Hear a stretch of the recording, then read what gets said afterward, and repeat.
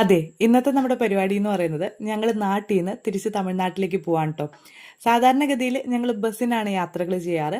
ഈ പ്രാവശ്യം കുറച്ച് അത്യാവശ്യങ്ങളൊക്കെ ഉണ്ടായിരുന്നതുകൊണ്ട് കാറിനാണ് ഈ പ്രാവശ്യത്തെ യാത്ര. ഈ യാത്ര എന്ന് പറയുമ്പോൾ 9 മണിക്കൂർ നേരത്തെ യാത്രയാണ് കേട്ടോ. പിന്നെ ചെറിയ മോളൊക്കെ ആയിട്ട് യാത്ര ചെയ്യുന്നത് കൊണ്ട് നമ്മൾ ഭക്ഷണം കഴിക്കാനും ഒക്കെ ഇറങ്ങുമ്പോൾ കൂടുതൽ സമയം എടുക്കും. അപ്പോൾ എങ്ങനെ പോയാലും ഒരു 12 മണിക്കൂർ നേരമൊക്കെ നമ്മുടെ യാത്രയ്ക്ക് എടുക്കും കേട്ടോ. അങ്ങനെ രാവിലത്തെ പരിപാടികളൊക്കെ കഴിഞ്ഞിട്ട് ഞങ്ങൾ യാത്ര തുടങ്ങിയപ്പോഴത്തേക്കും ഒരു 10-11 മണിയൊക്കെ ആയി. വണ്ടി കയറി ഒരു 10-15 മിനിറ്റ് കഴിഞ്ഞപ്പോഴത്തേക്കും നോറ ഉറക്കം പിടിച്ചു കേട്ടോ. നമ്മുടെ നാട്ടിൽ ഈ തൃശ്ശൂർ ഭാഗത്തൊക്കെ ഇപ്പൊ പണികൾ നടക്കാണല്ലോ, അതുകൊണ്ട് കുറച്ച് സ്ലോ ആയിട്ടാണ് നമുക്ക് പോകാൻ പറ്റിയത്. ബ്ലോക്ക് ഒന്നും ഉണ്ടായിരുന്നില്ല.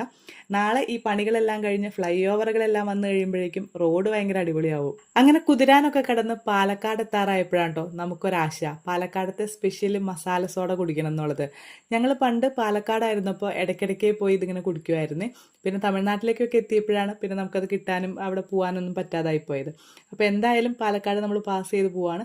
എന്നാൽ പിന്നെ ഒരു മസാല സോഡ കുടിച്ചിട്ട് പോവാം എന്ന് വിചാരിച്ചിട്ട് നമ്മൾ അങ്ങോട്ട് പോയി. ഇവരുടെ ഈ മസാല സോഡ കുടിക്കുമ്പോൾ കിട്ടുന്ന ഒരു റീഫ്രഷ്മെന്റ് ഉണ്ടല്ലോ, അത് വേറെ ഒരു ഡ്രിങ്കിനും തരാൻ പറ്റില്ല കേട്ടോ.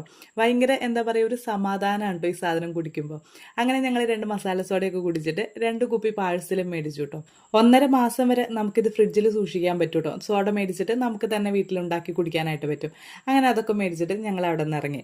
അവിടെ നിന്ന് ഇറങ്ങിക്കഴിഞ്ഞപ്പോൾ ഉണ്ടല്ലോ പിന്നെയും ഞങ്ങൾക്കൊരാശ, നല്ല കേരള ബിരിയാണി കഴിക്കണം എന്നുള്ളത്. കാരണം പാലക്കാട് കഴിഞ്ഞ് ബോർഡർ ക്രോസ് ചെയ്ത് കഴിഞ്ഞാൽ ബിരിയാണിയുടെ നിറവും കളറും ടേസ്റ്റും എല്ലാം മാറും. അപ്പോൾ അതിനു മുമ്പ് ഒരു ബിരിയാണി കഴിക്കണം എന്ന് തോന്നി. അങ്ങനെ ഞങ്ങൾ പാലക്കാടുള്ള D9 റെസ്റ്റോറൻറ്റിൽ പോയിട്ടോ. ഇവിടുത്തെ ബിരിയാണി ഭയങ്കര അടിപൊളിയാണ് കേട്ടോ. ഓവർ മസാലകളില്ലാതെ ഓവർ ഡെക്കറേഷനുകളൊന്നുമില്ലാതെ ഭയങ്കര പ്ലെയിൻ ആയിട്ടുള്ള ഒരു അടിപൊളി ബിരിയാണിയാണ് കേട്ടോ ഇവരുടെ. അങ്ങനെ ബിരിയാണിയൊക്കെ കഴിച്ചിട്ട് ഞങ്ങൾ അവിടെ നിന്ന് ഇറങ്ങി. ബോർഡർ ക്രോസ് ചെയ്ത് തമിഴ്നാട്ടിൽ എത്തിക്കഴിഞ്ഞ് കഴിഞ്ഞാൽ ഇവിടെ കോയമ്പത്തൂരിൽ കുറച്ച് ദൂരം ഈ 1 ലൈനാണ് കേട്ടോ റോഡ്. അവിടെ ഭയങ്കര കൺജസ്റ്റഡ് ആണ്. ഒരു 10-20 കിലോമീറ്റർ അങ്ങനെയാണ്. അത് കഴിഞ്ഞ് കഴിഞ്ഞാൽ പിന്നെ റോഡ് ഭയങ്കര അടിപൊളിയാണ് കേട്ടോ.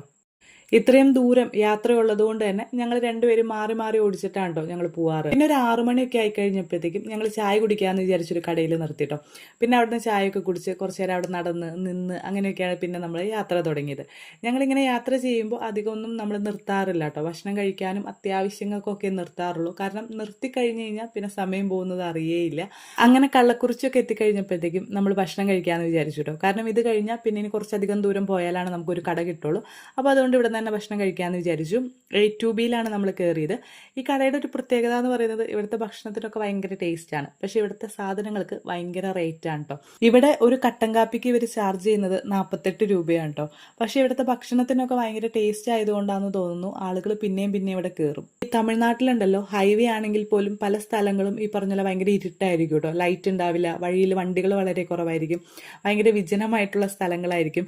അപ്പോൾ അങ്ങനെയുള്ള സ്ഥലങ്ങളൊക്കെ എത്തുമ്പോൾ ഈ പറഞ്ഞ നമുക്ക് കുറച്ച് പേടിയൊക്കെ ഉണ്ടാവും കേട്ടോ. കാരണം ഈ ഹൈവേ മോഷണങ്ങളൊക്കെ ഉണ്ടല്ലോ, അപ്പോൾ അങ്ങനത്തെ ന്യൂസ് കാര്യങ്ങളൊക്കെ നമ്മൾ കാണുന്നൊക്കെ ഉള്ളതുകൊണ്ട് നമുക്ക് കുറച്ച് പേടിയൊക്കെ ഉണ്ടാവാറുണ്ട്. പ്രത്യേകിച്ച് ഈ സേലമൊക്കെ കഴിഞ്ഞ് കഴിഞ്ഞാൽ ഇതുപോലെ വിജനമായിട്ടുള്ള ഇരുട്ടായിട്ടുള്ള ഹൈവേകളൊക്കെ ഉണ്ട് കേട്ടോ. അപ്പോൾ അങ്ങനത്തെ സ്ഥലങ്ങളൊക്കെ പാസ് ചെയ്തിട്ടാണ് നമ്മൾ പോകുന്നത്. രാത്രി ഒരു 10-11 ആയപ്പോഴത്തേക്കും നമ്മൾ വീടെത്തി കേട്ടോ. വീഡിയോ ഇഷ്ടപ്പെട്ട ലൈക്ക് ചെയ്യാനും സബ്സ്ക്രൈബ് ചെയ്യാനും മറക്കണ്ട കേട്ടോ.